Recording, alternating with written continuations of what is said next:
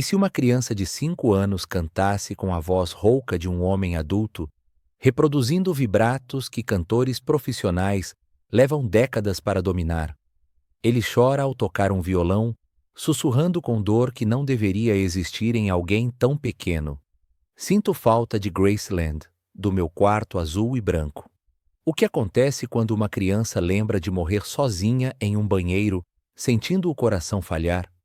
E se a morte não apagar quem fomos? Era uma tarde de setembro, quando o mundo de uma família paulistana começou a desmoronar.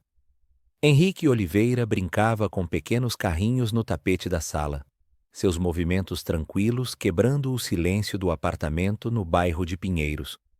O sol, filtrado pelas cortinas, desenhava sombras alongadas no chão de madeira, criando aquela atmosfera sonolenta típica das tardes de quinta-feira. Daniela Oliveira, nutricionista, 34 anos, sempre foi uma mulher de lógica e ciência. Criara seu filho com rotinas precisas, horários para cada refeição, cada soneca medida com atenção maternal. A relação entre eles era de cumplicidade serena, feita de abraços generosos e conversas sobre dinossauros e planetas. Mas naquela tarde, algo tremeu na estrutura da realidade que ela conhecia. Henrique empilhava os carrinhos, formando pequenas torres coloridas, quando de repente parou.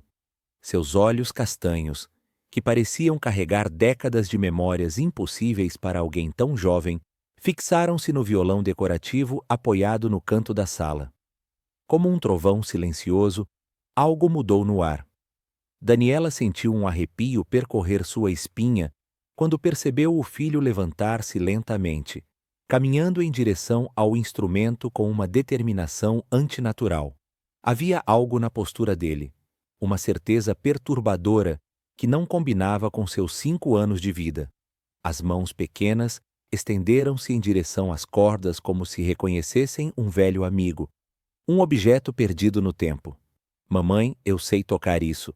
Eu tocava todas as noites em Memphis, disse Henrique com naturalidade desconcertante.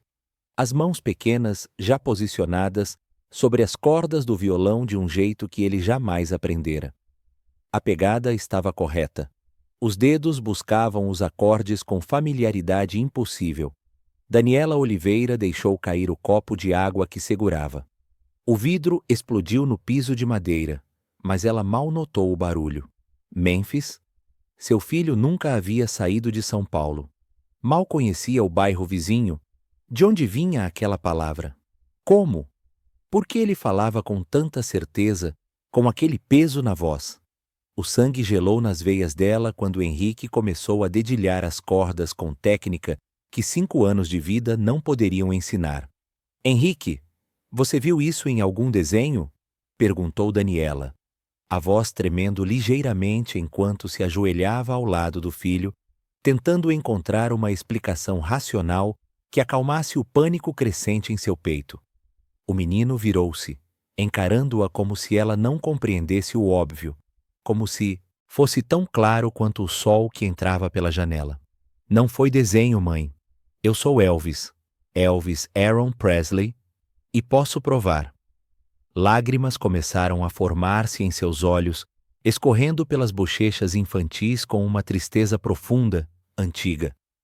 Eu morri sozinho, no banheiro de Graceland, em 16 de agosto de 1977.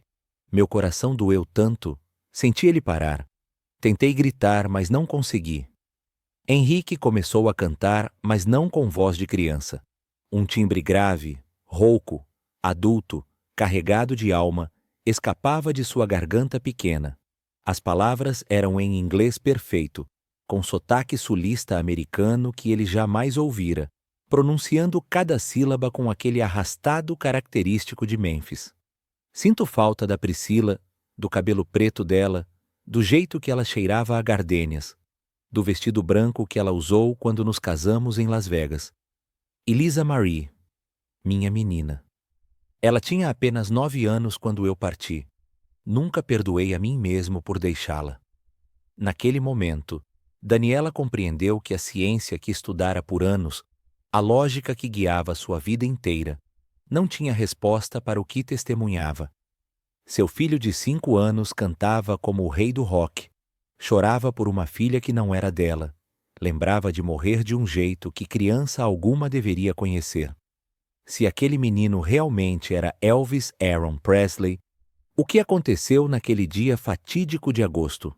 E mais aterrorizante ainda, o que mais ele lembrava daquela morte solitária que o mundo inteiro acreditou conhecer, mas talvez nunca tenha compreendido verdadeiramente?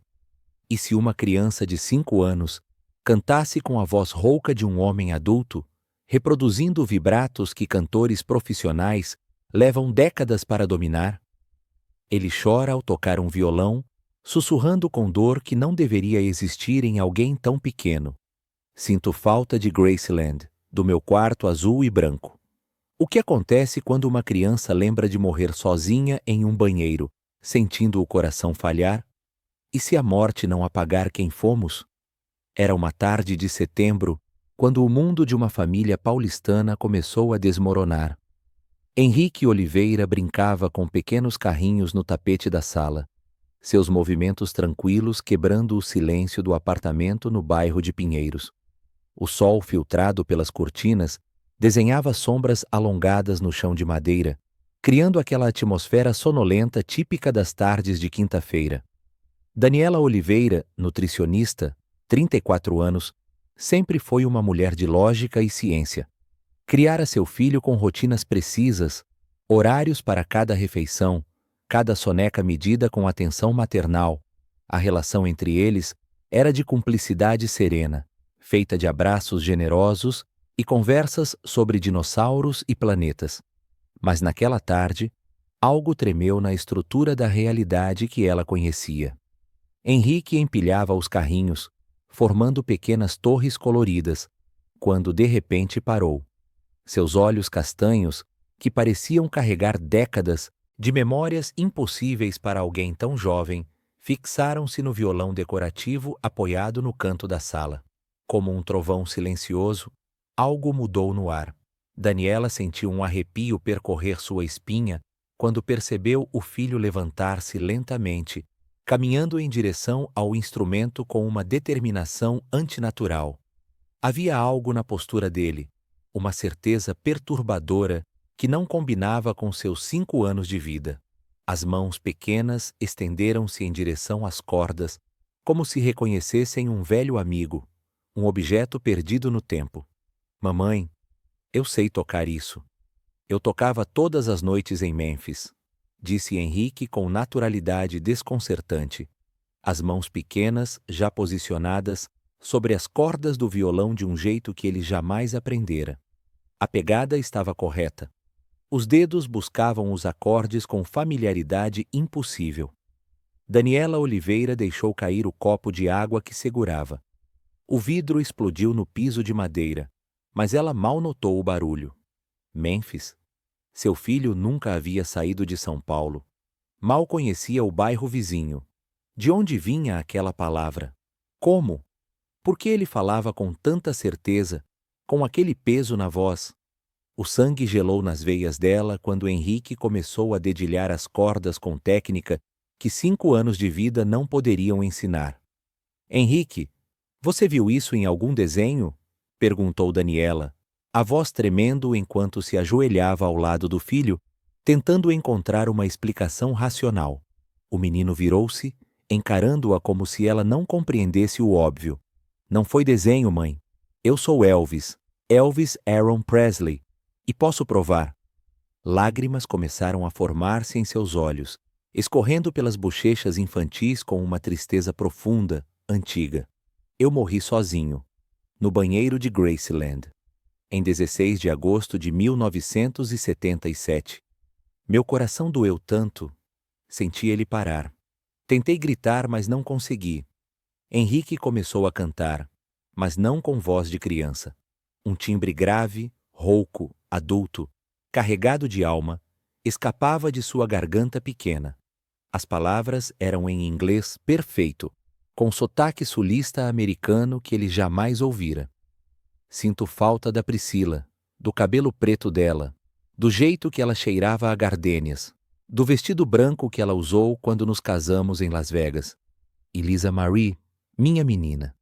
Ela tinha apenas 9 anos quando eu parti. Nunca perdoei a mim mesmo por deixá-la. Naquele momento, Daniela compreendeu que a ciência que estudara por anos, a lógica que guiava sua vida inteira, não tinha resposta para o que testemunhava. Seu filho de 5 anos cantava como o rei do rock. Chorava por uma filha que não era dela. Lembrava de morrer de um jeito que criança alguma deveria conhecer. Nos dias seguintes, Henrique começou a desenhar compulsivamente. Não rabiscos infantis, mas plantas arquitetônicas precisas. A sala da selva emergia no papel com detalhes impossíveis. O tapete era verde musgo. Tinha uma cachoeira artificial de verdade.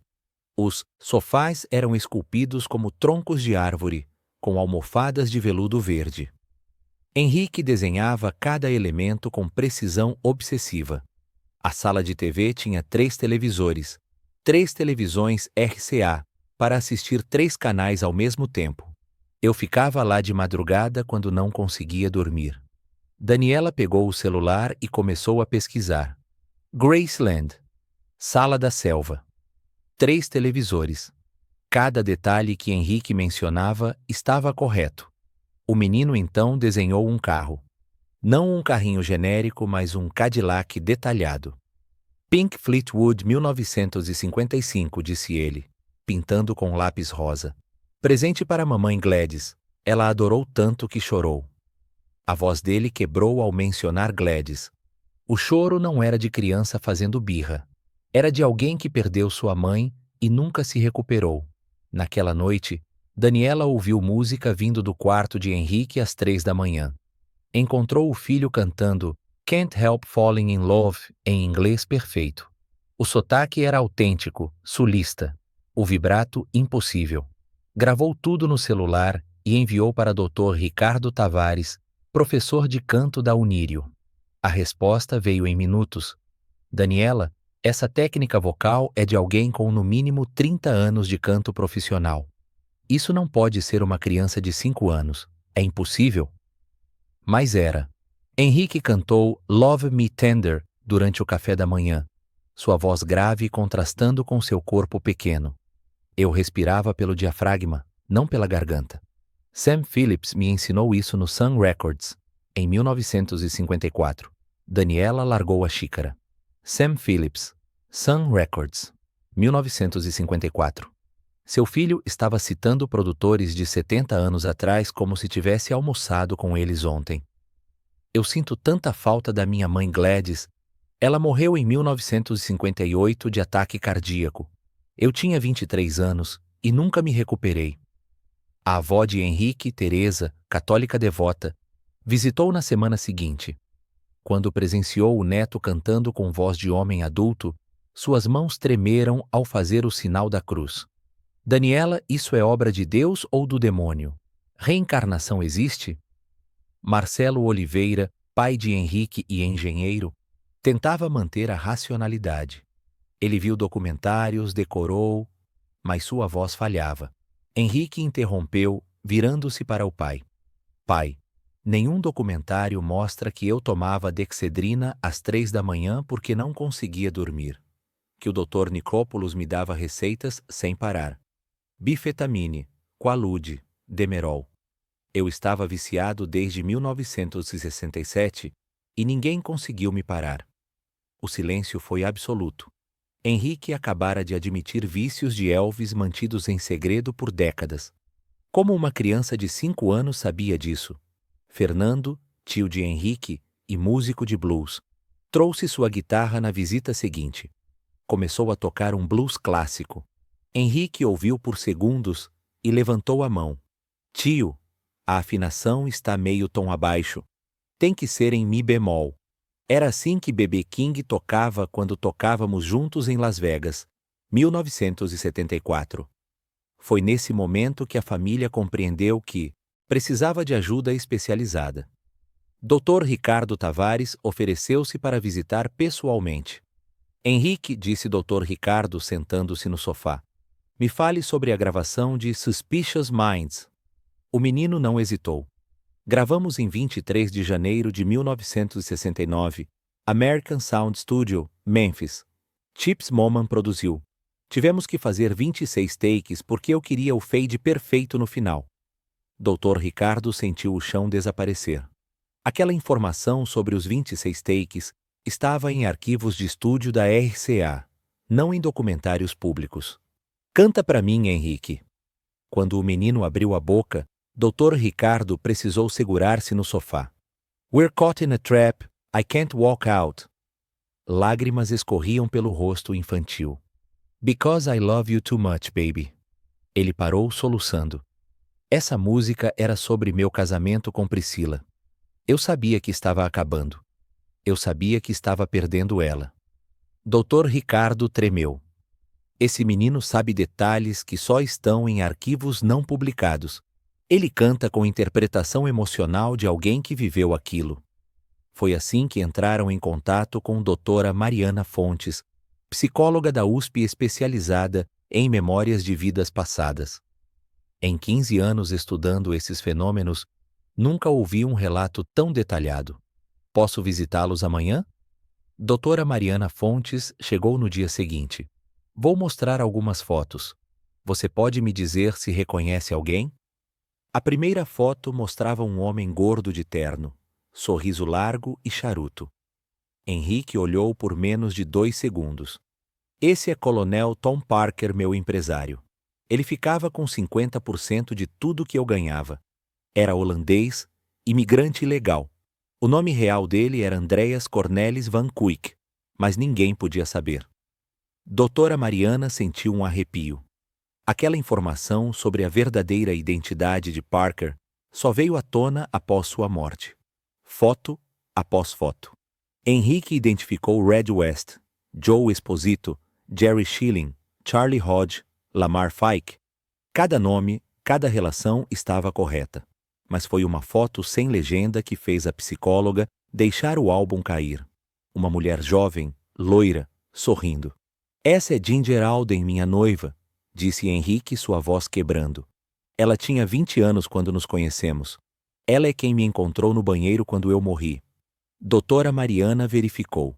Ginger Alden foi quem descobriu Elvis morto. Henrique, você pode me contar sobre seu último dia?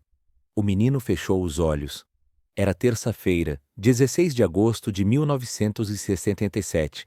Eu tinha consulta com o dentista às 5 da tarde. Joguei racquetball às 4 da manhã com meu primo Billy Smith. Tentei me cansar para dormir, mas nunca funcionava. Cada detalhe batia com os registros históricos. Doutora Mariana mudou de estratégia. Vamos fazer um teste musical. Ela tocou uma gravação arranhada, antiga. Uma voz jovem cantava. Henrique começou a chorar. My Happiness. Eu gravei isso em 1953 no Memphis Recording Service. Custou $4. Eu tinha 18 anos e queria dar de presente para minha mãe. Próxima música. Um blues animado. Henrique sorriu. That's Alright. 5 de julho de 1954. A música que mudou tudo. Sam estava desesperado. Tentamos 20 músicas, nada funcionava. Aí comecei a brincar com essa do Arthur Crudup. Sam gritou, isso é. E nós tocamos de novo. Dr. Augusto Melo, professor de História da Música da UERJ, estava presente. Quando Henrique cantou How Great Thou Art, ele precisou sair da sala. Voltou com os olhos vermelhos. Esse menino canta gospel como quem frequentou igrejas negras em Memphis nos anos 1950. Isso não se aprende. Isso se vive. Henrique começou a falar sobre encontros nunca amplamente divulgados. Eu conheci Muhammad Ali em 1973 no Hilton Hotel de Las Vegas. Demos nossos cinturões um para o outro. Ele me chamou de The King. Eu chamei ele de The Greatest. Ele usava terno marrom, gravata laranja, sapatos de couro caramelo. Doutora Mariana pesquisou. A descrição da roupa batia com imagens de arquivo. Richard Nixon, 21 de dezembro de 1970, Casa Branca. Fui pedir para ser agente federal antidrogas. A ironia é que eu era viciado. Nixon me deu um distintivo. número 2193 do Bureau of Narcotics and Dangerous Drugs. Dr. Augusto checou arquivos da Casa Branca. O número estava correto. Essas informações não estão acessíveis ao público, só em registros governamentais. Daniela tomou a decisão mais arriscada. E se entrarmos em contato com Graceland? 2 dias depois, enviou um e-mail para o Departamento de Arquivos Históricos. Esperava ser ignorada. Em vez disso, recebeu resposta em 6 horas de Anita Thompson, curadora-chefe, solicitando videochamada imediata. Na tela, Anita apareceu com expressão cética, mas curiosa. "Posso falar com o menino?" Henrique sentou-se diante da câmera. Anita não perdeu tempo. "Henrique, descreva seu quarto em Graceland. Paredes azuis, todas azuis, carpete azul escuro, cortinas azuis com detalhes dourados, cama king size, lençóis de cetim porque eu odiava algodão, rádio ao lado direito sempre ligado, e o telefone branco que eu usava de madrugada para ligar para amigos." Anita fez anotações. "Onde você guardava suas armas?" "No closet, lado direito, segunda prateleira. Coleção inteira. Minha favorita era uma Colt .45 cromada que Colonel Parker me deu em 1972. Tinha minhas iniciais gravadas. EP." Anita verificou algo fora da câmera. Sua expressão mudou. "Henrique, qual era o código do alarme?" 1935, o ano que eu nasci. 8 de janeiro de 1935, Tupelo, Mississippi. Anita ficou em silêncio por longos segundos. Esse código nunca foi tornado público, nunca. Está apenas em registros internos.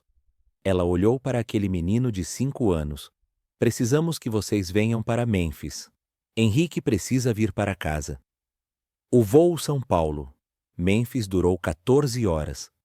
Henrique passou a maior parte em silêncio, rosto colado na janela. Eu lembro da última vez que vi a Lisa Marie. 12 de agosto. 4 dias antes de morrer. Ela estava no portão acenando. Eu prometi que voltaria logo, mas não voltei. O carro estacionou em frente aos portões de Graceland. Ferro forjado negro com notas musicais. Henrique congelou. É exatamente como eu lembrava. Não mudou nada. Anita Thompson os esperava com 3 historiadores e câmeras. "Henrique, você vai entrar sozinho, sem nossa orientação. Navegue pela casa, identifique os cômodos." As portas se abriram. Henrique entrou. Caminhou pelo hall. Virou à direita sem hesitar. Foi direto para a sala da selva. Tocou a cachoeira artificial. Eu ligava isso toda noite. O som da água me acalmava. Subiu as escadas fechadas ao público. Abriu a terceira porta à esquerda. Seu quarto, azul. Tudo azul. Caiu de joelhos no carpete soluçando. Esse era meu quarto. Eu morria todas as noites aqui de insônia. Deitou na cama do lado direito. Eu sempre dormia desse lado? Sempre. Abriu a gaveta da mesinha. Dentro, fotografias amareladas de Lisa Marie. Aqui eu guardava as fotos dela.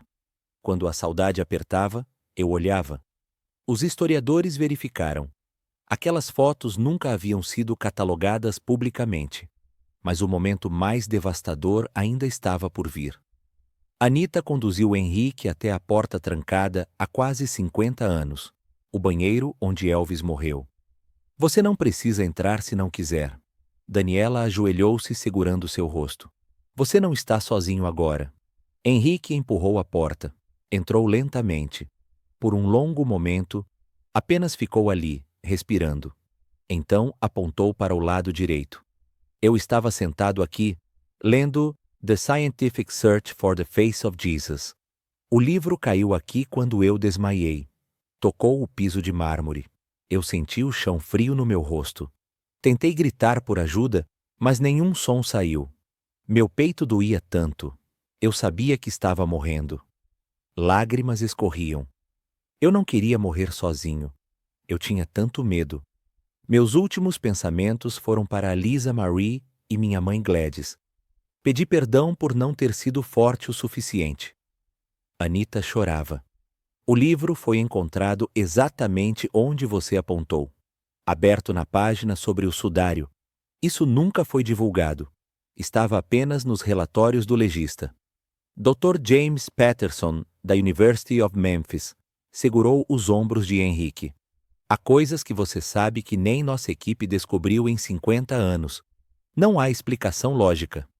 Naquela noite, na sala de estar de Graceland, Henrique cantou Can't Help Falling in Love, com sua voz rouca impossível. A equipe inteira chorou. Anita abraçou o menino. Bem-vindo de volta para casa. Elvis voltou para Graceland. 3 semanas depois, Henrique e Daniela estavam de volta a São Paulo. O apartamento parecia diferente, como se a viagem tivesse alterado a própria realidade. Henrique voltou a brincar, a ser criança. Mas nas tardes tranquilas ainda cantava. Você não tem medo mais? Perguntou Daniela certa noite. Henrique virou-se. Eu não tenho medo da morte, mãe. Eu sei que continuamos, mas tenho uma missão. Quero contar que o amor não morre, que quem amamos continua, em algum lugar. 6 meses depois, Henrique cantou em evento beneficente em Pinheiros, arrecadando fundos para crianças carentes. Escolheu Love Me Tender. Sua voz rouca emocionou 200 pessoas. Muitos choraram sem entender por quê, mas sentiam. Se um menino de São Paulo pode carregar memórias de um rei do rock que morreu em 1977, o que mais a morte não consegue apagar? O que mais existe além do que nossos olhos veem? Quantas vidas vivemos antes desta? A resposta pode estar mais perto do que imaginamos, porque talvez a morte seja simplesmente o começo de uma nova canção.